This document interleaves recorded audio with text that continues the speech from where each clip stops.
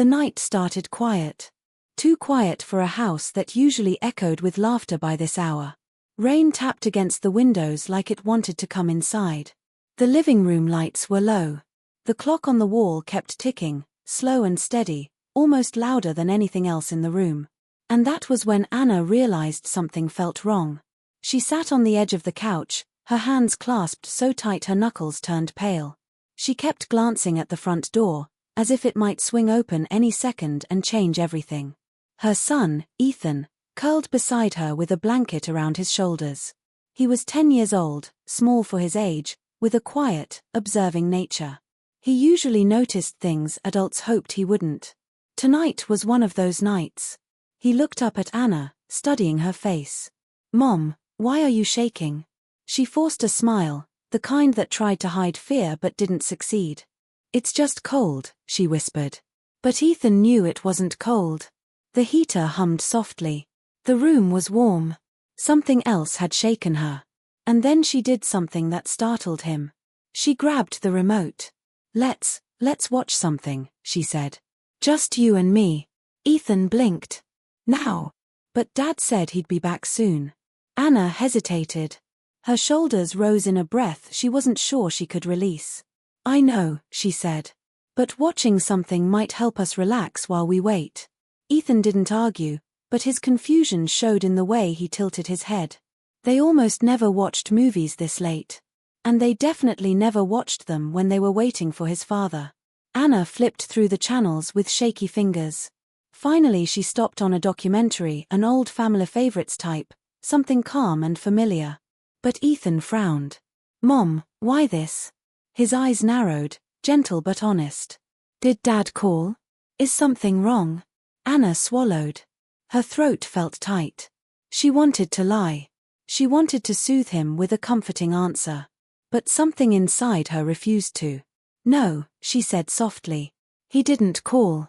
Ethan pulled his blanket tighter.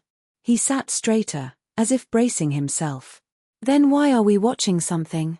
Shouldn't we wait for him like we always do?" She didn't answer. Instead, she leaned back against the couch, clutching the edges of her sweater. The documentary played on the screen, but neither of them watched it. The rain kept tapping. The clock kept ticking. Ethan finally whispered the question that had been building in his chest. "Mom, why are we watching this?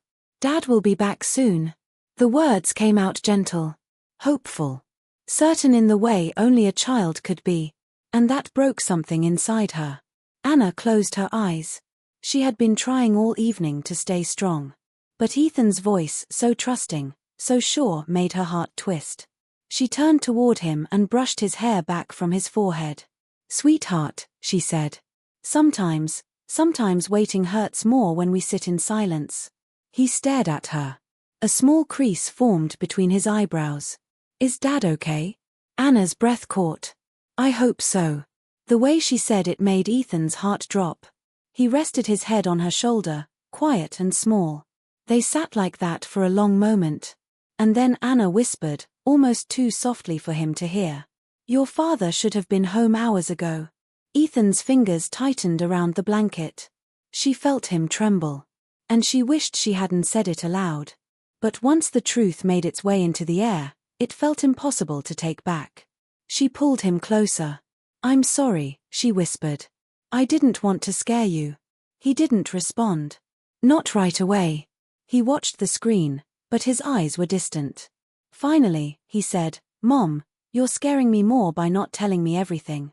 His voice cracked a little. Anna swallowed hard. She wished she had an explanation. She wished she had something solid to offer him. But there was only the unknown. And the unknown was its own kind of fear. She reached for her phone on the coffee table. She had checked it at least 20 times already. Still nothing. No calls. No messages. No explanation. Just silence. She placed the phone down, slower this time, as if the weight of it suddenly felt heavier. Ethan watched quietly, then whispered, "Should we call someone?" Anna shook her head. "I already did." "Who?" "Your Uncle Mark." Ethan considered that. Uncle Mark was dependable, calm, the sort of man who didn't panic even when everyone else did. What did he say? Ethan asked. That he's coming by. Soon. Ethan nodded, but it didn't comfort him. Not fully. Why Uncle Mark? He asked. Why not the police? Anna's breath froze. She had asked herself that question all evening.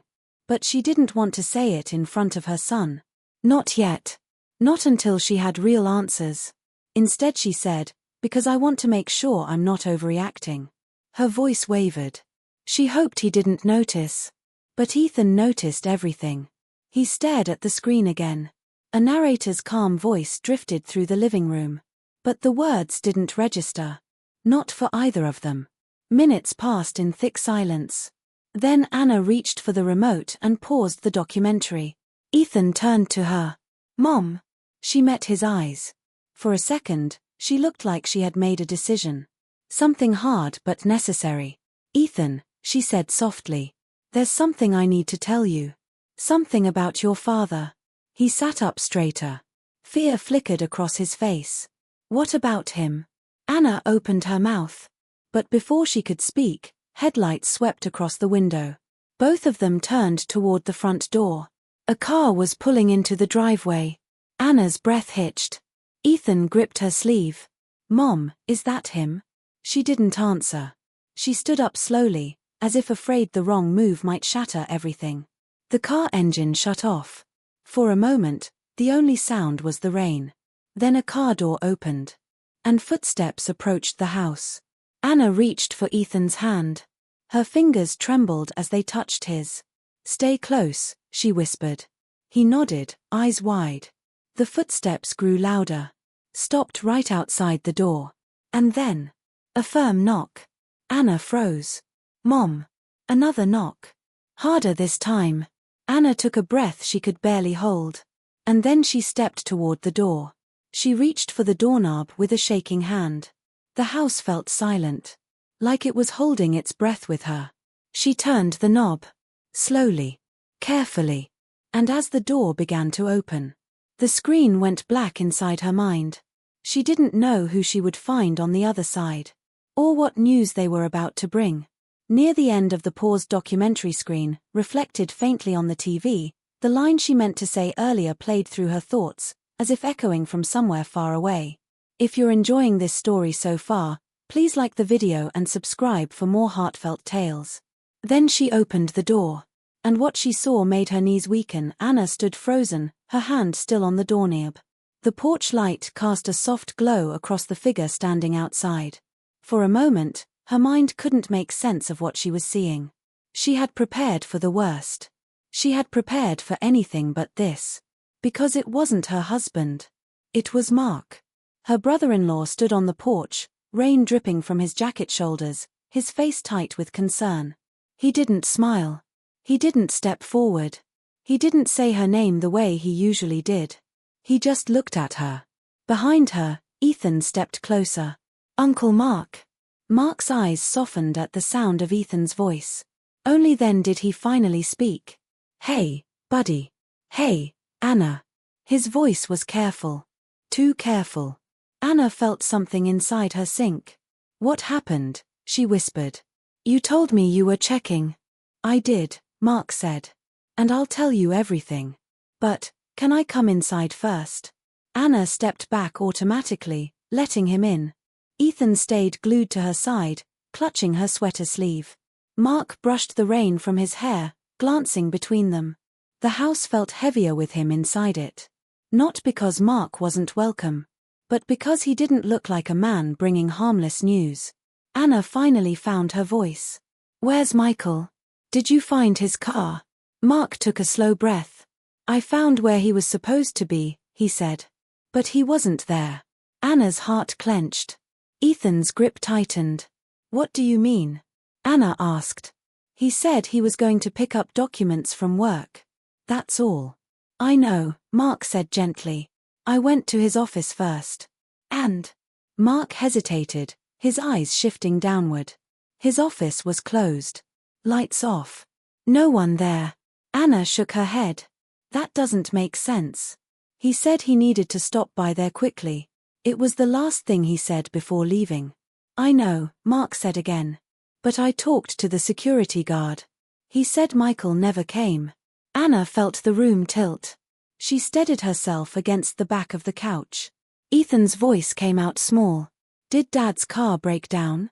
Mark looked at him, kneeling slightly so he could meet the boy's eyes. Ethan, listen, he said softly. I don't think anything bad happened. I just think something unexpected came up. But he would have called, Ethan said. Anna felt that, like a stone dropping into a deep well inside her. Mark didn't respond right away. He finally stood, rubbing his hands together as if trying to warm them. Did he call you at all today? Anna asked. Anything unusual? Mark shook his head. No. I didn't talk to him all day. Anna wrapped her arms around herself, trying to keep her breathing steady. I don't understand, she whispered. He always calls. Always. Mark watched her carefully. There was something behind his eyes, something he wasn't saying yet. And that terrified her more than anything else. She forced herself to speak. Mark. Just tell me. Is there something I need to know? He looked toward the floor. Yes, he said quietly. There is. Anna felt the air leave her lungs. What is it? She whispered. Mark took a few seconds before answering. When I went to the office, the security guard told me something. He said. Michael hasn't been at the building in weeks. Anna blinked. That didn't make sense. What are you talking about? She said. He goes to work every morning. I see him leave. He takes his briefcase. Mark held up his hand gently. I know how this sounds. But the guard was certain. Ethan looked up at his mother, confused and worried.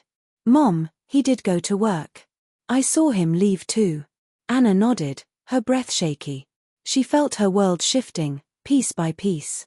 Mark continued slowly. I asked around a little more. I called someone who works with him. They said he hasn't been coming in. Not for a while. That's impossible, Anna said. He leaves the house every day. Her voice stopped. A thought flashed across her mind. Something she didn't want to consider. Ethan noticed the way her expression changed. Mom, he whispered. Are you okay? She wasn't. Mark stepped closer. Anna, he said softly. There's something else. She closed her eyes. Of course there was. What is it? She asked.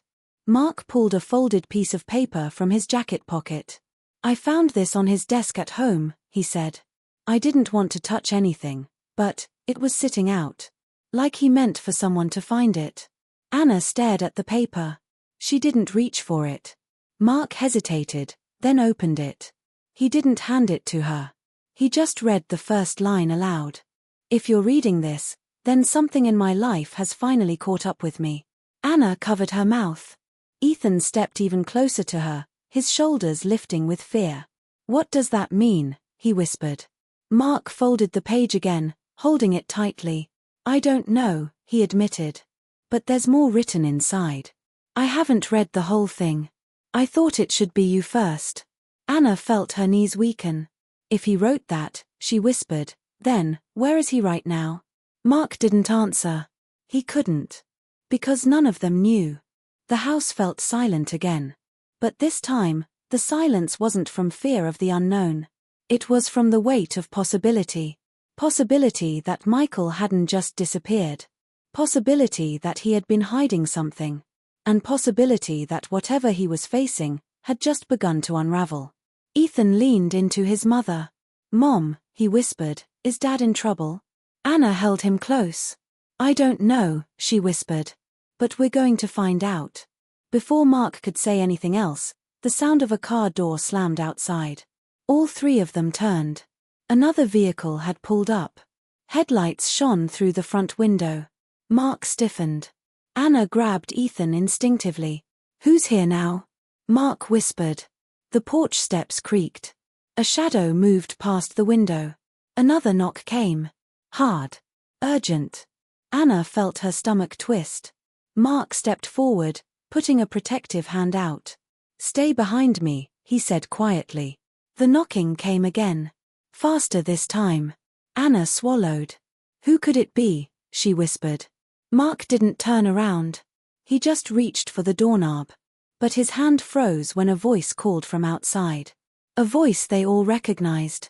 Anna. Mark. Open the door. It's about Michael. Anna's heart dropped. Because the voice was the voice of someone who should not have known anything about tonight. Someone Michael hadn't spoken to in years.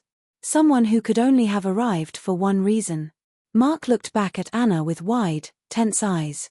And then he opened the door. Mark pulled the door open slowly, bracing his arm against the frame like the house itself needed protection.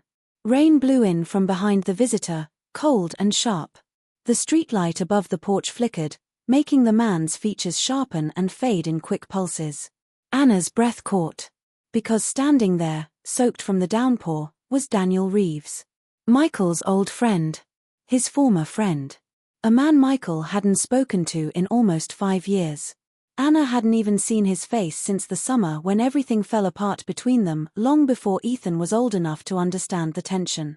But Daniel stood there now, chest rising and falling, an urgency in his eyes that made Anna instinctively step backward.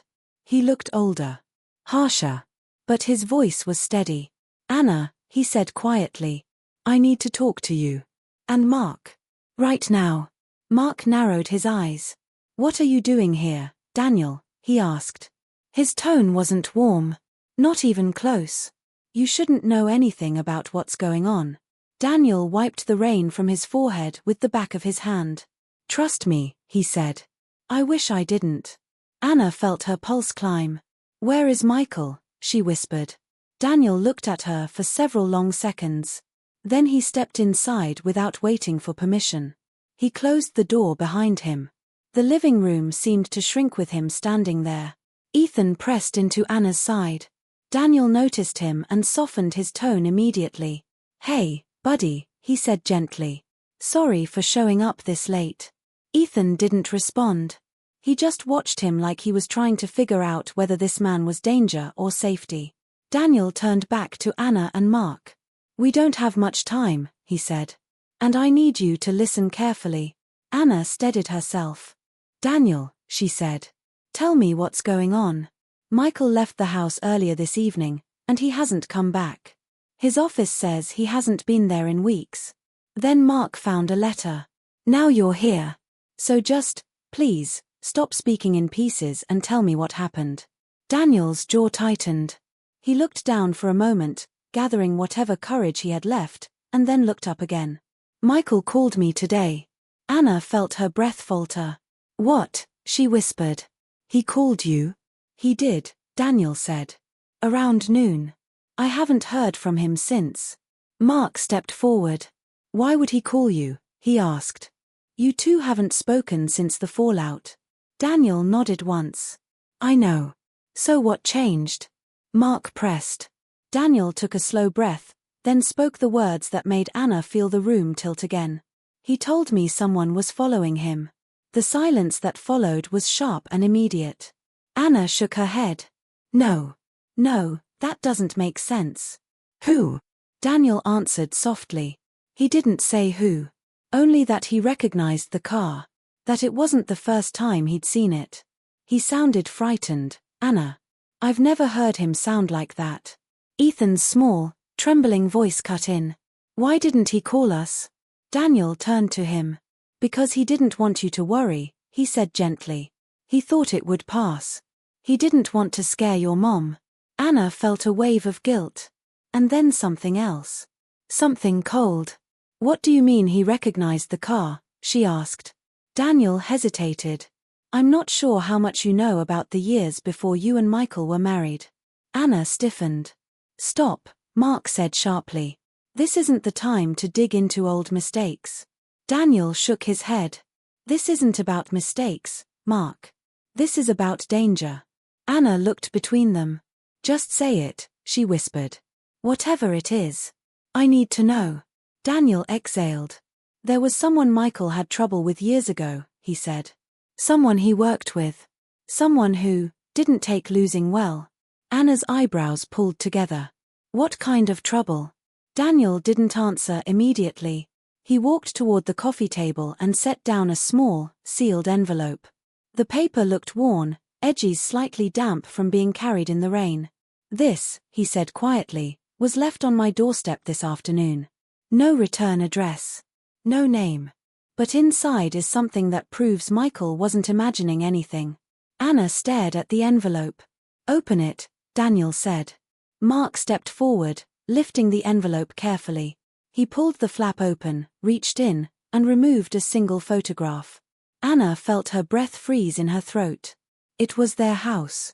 Their house, taken from a distance. Taken from the road. Taken earlier that day.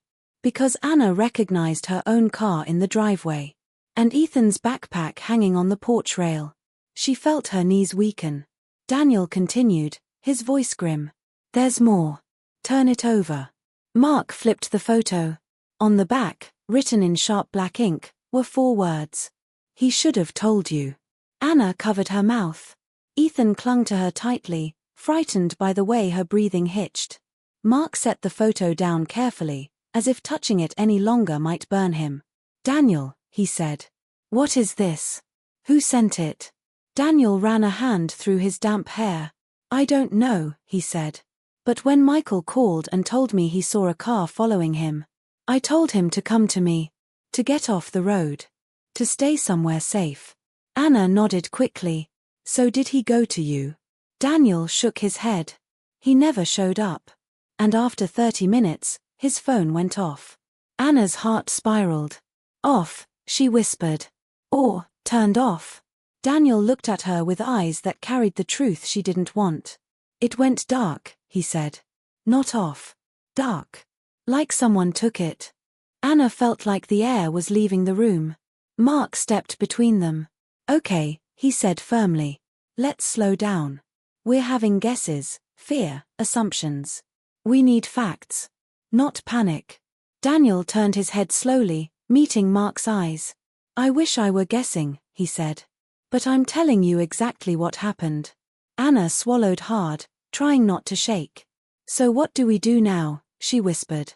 Daniel straightened. "I already called someone," he said. "Someone who can help." Mark stiffened. "Who?" Daniel hesitated. But before he could answer, headlights flashed across the living room again. Another car had pulled into the driveway. Anna's stomach twisted painfully. Ethan held onto her even tighter. A moment later, a shadow moved past the window. A new knock came. Steady. Firm. Authoritative. Daniel's expression changed. "That's them," he whispered. "We need to let them in. They know what happened to Michael." Anna's blood ran cold. "What do you mean they know?" Daniel looked at her with a seriousness that made her heart drop. "Because they were the last people who saw him today." The knock came again. Louder. Mark swallowed. "Anna," he whispered, "get behind me." "Daniel, open it." Daniel walked to the door, placed his hand on the knob, and pulled it open. Anna held her breath. Standing on her porch were 2 people she had never seen before, dressed in dark coats, rain dripping off their collars, expressions solemn and unreadable. The woman stepped forward first. "Anna Porter?" she asked quietly. Anna nodded slowly. The woman exchanged a glance with her partner. Then she spoke. "We need to come inside," she said. "It's about your husband." Anna felt her heart drop. And she understood, in that moment, that her world was about to change. The 2 strangers stepped into the living room with the kind of presence that made everyone else instinctively step back. They didn't look threatening. But they looked certain. Like they already knew far more than anyone in the room. The woman closed her umbrella, water dripping onto the entry mat. The man removed his hat, shaking off the rain. Anna held Ethan close, her hand on his shoulder. Mark stood in front of them. Daniel stood to the side, tense and restless. The woman offered a faint nod. "My name is Agent Claire Rowan," she said. "This is Agent Wesley Hale." When she said the word agent, Anna felt something inside her twist. Not police. Not local authorities. Federal. Daniel lowered his head a little, confirming what Anna feared. Agent Hale scanned the room quickly, taking note of every face. "We're here because your husband made a call earlier today," Agent Rowan said. "It wasn't long. But it was enough to alert us. Anna swallowed. What kind of call? She asked. Agent Rowan looked at Agent Hale, then back at Anna. He reported that a vehicle he recognized was following him again, she said. And that he believed someone from his past was attempting to contact him in a way he considered unsafe. Anna's heartbeat quickened. What past? She whispered. Mark stepped closer, his voice calm but tight. Agents, before you continue, there's a child here.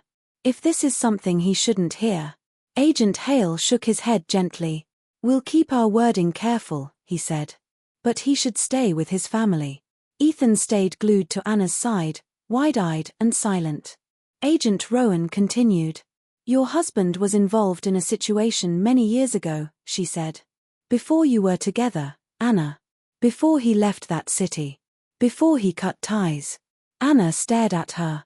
I don't know anything about this, she whispered. Agent Rowan nodded. You weren't supposed to, she said. He built a new life. He kept you safe by keeping that part of his past closed. Daniel exhaled sharply. I told him eventually the past would come knocking, he murmured. Agent Hale glanced at him. You're Daniel Reeves, he said. Michael mentioned you. Daniel straightened a little. Yeah, he said. We talked today. He said he was on his way to see me. He never arrived. Agent Rowan continued gently. The problem is, the man Michael feared wasn't after him randomly. There was unfinished business. And over the last few weeks, that man resurfaced. Anna shook her head. What does that mean? She asked. What kind of business? Agent Rowan approached slowly, her tone softening. Anna, years ago, Michael helped the Bureau with a case. He wasn't an agent, but he provided information that prevented someone dangerous from carrying out something irreversible. Anna felt the room sway. He never told me anything about that. I'm not surprised, Agent Rowan said. Many who assist us choose not to relive it later. Ethan's voice cracked as he whispered. Is Dad in trouble? Agent Hale crouched down to meet Ethan's eyes, calm and steady. Your dad wanted you safe, he said. Everything he did was because he loved you and your mom. Ethan nodded slowly, trying to be brave. Agent Rowan continued. The man Michael helped us stop was released recently. Anna felt her breath catch. Released? How? Why? Sentence completed, Agent Rowan said. He served his time. Legally, he walked free. Mark rubbed his forehead. And now he's coming after Michael to get revenge? Agent Rowan didn't flinch. That's what your husband feared. He told us today that he had seen the same vehicle multiple times. And we confirmed that the man in question has been in your area for the last 3 days. Anna took a shaky step back. Oh God. Daniel clenched his fists. So where is Michael now? He asked. Agent Hale hesitated. And Anna saw it. The look. The one she had dreaded all night. Her throat tightened. Please, she whispered. Just tell us. Agent Rowan finally spoke. Michael left his home at around 5 in the evening. His phone was active until approximately 5:42. Anna nodded slowly. She remembered that time. She remembered watching the clock. And after that, she asked. Agent Hale answered gently. His phone stopped moving. Then it went offline. Offline? Anna repeated weakly. Not powered off, Agent Hale clarified. Just disconnected. Anna clutched the edge of the couch to steady herself. Daniel stepped forward. Do you have his location? Agent Rowan nodded. We traced the last signal. We sent a team there earlier. Anna froze. Her chest tightened. Her breath caught in her throat. And, she whispered. Agent Hale cleared his throat. We found his car. Anna felt something inside her shatter. Where is he? She whispered again. Was he inside? Agent Rowan shook her head. No. He wasn't in the car. Anna sagged, hands trembling. Then where? We don't know yet, Agent Rowan said softly. Silence crushed the room. Ethan clung to Anna, tears filling his eyes. Mark closed his eyes, jaw clenched. Daniel turned away, running a hand over his face. Agent Hale stood. There's more, he said. Inside the car, we found something addressed to you. Anna blinked through tears. To me. Agent Hale reached into his coat and pulled out a small, folded note sealed in plastic. He handed it to Mark to give to her. Anna stared at the note in her shaking hands. Her name was written on the front in Michael's handwriting. Her breath broke. Agent Rowan stepped closer. We believe your husband left this intentionally, she said. Before he was taken. Anna looked up sharply. Taken, she repeated. So, someone has him? Agent Hale nodded. We believe so. And we believe he left that note as a message, or a warning. Anna held the letter close to her chest, her eyes brimming with fear and love and something deeper, determination. She turned the envelope over. Her fingers trembled at the seal. Do I open it now? She whispered. Agent Rowan answered softly. That's your choice. Anna swallowed hard. Her hands shook as she slowly tore the seal. Inside was a single sheet of paper. Her breath caught as she unfolded it. And the moment she read the first line, tears spilled down her cheeks. Because Michael hadn't written fear. He had written love. And something else. Something unbearable.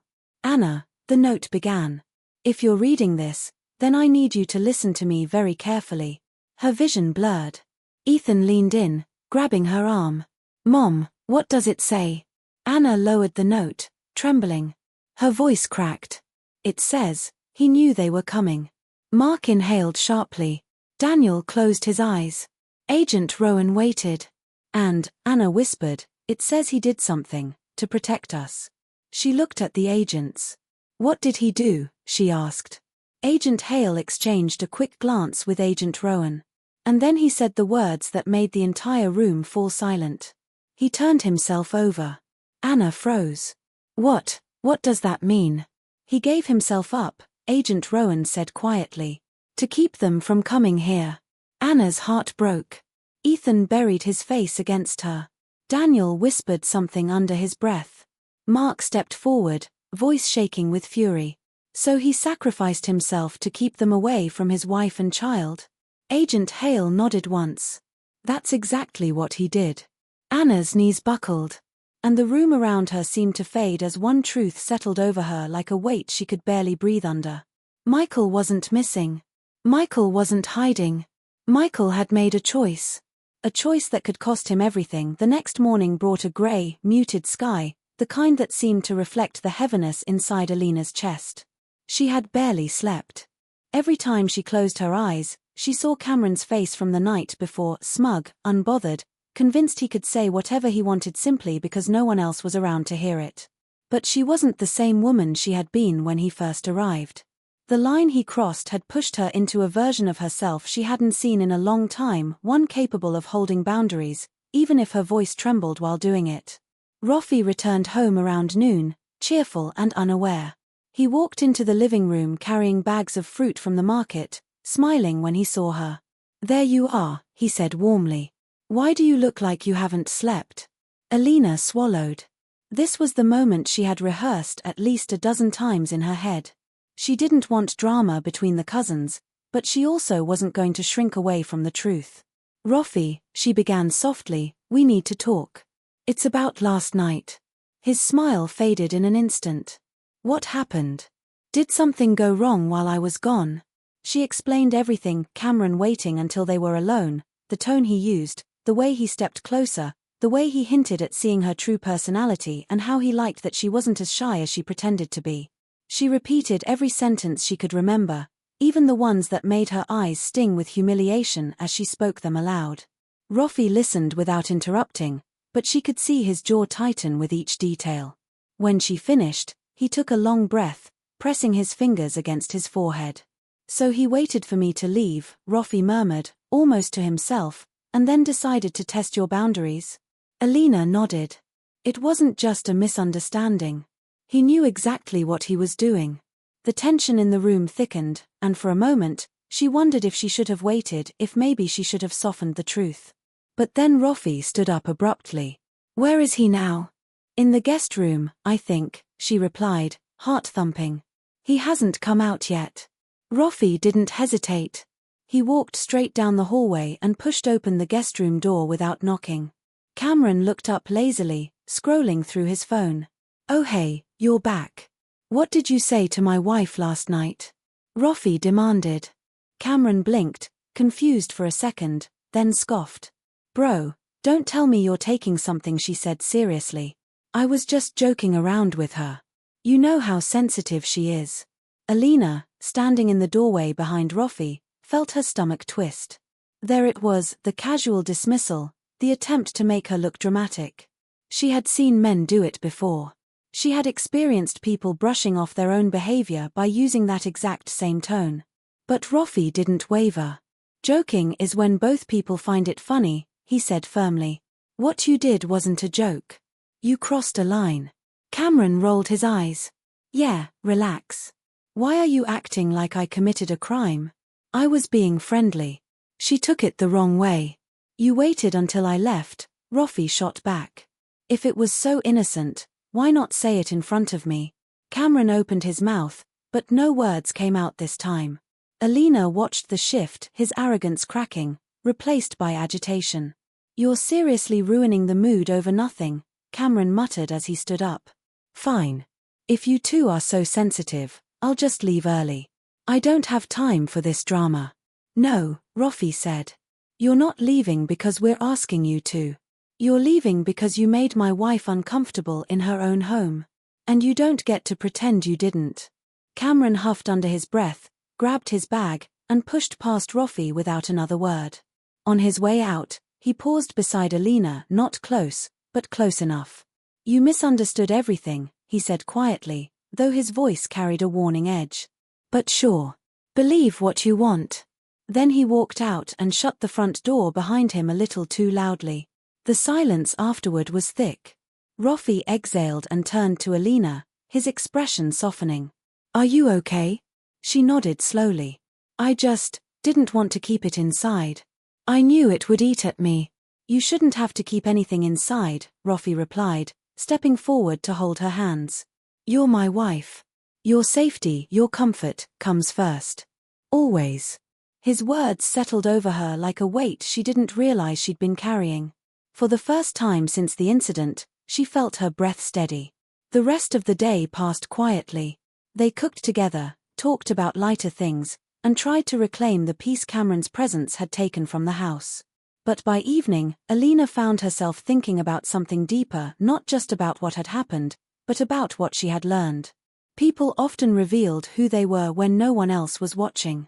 And sometimes, the courage to speak about it mattered more than the incident itself. Later that night, Rafi sat beside her on the couch. "You know," he said gently, "I'm proud of you." She looked up, surprised. "Proud of me? For what?" "For telling me the truth. For trusting me. And for standing your ground even though he tried to make you feel small." Alina felt her eyes warm. "I didn't want to cause trouble." "You didn't." "He did." Rafi squeezed her hand. "Protecting our home, our peace, that isn't trouble. That's strength." She leaned her head against his shoulder, inhaling the familiar comfort of him. The house finally felt like theirs again, not shadowed by someone's smug words or hidden intentions. Cameron didn't call. He didn't message. And that silence told her everything she needed to know. The chapter of his presence in their lives closed quietly, but with clarity. And as she drifted into sleep later that night, wrapped in the calm that had returned to her home, Alina realized something she would carry with her for years. Sometimes the people who try to unsettle you are not powerful. They only hope you won't speak. But when you do, their power disappears. And yours, finally, begins.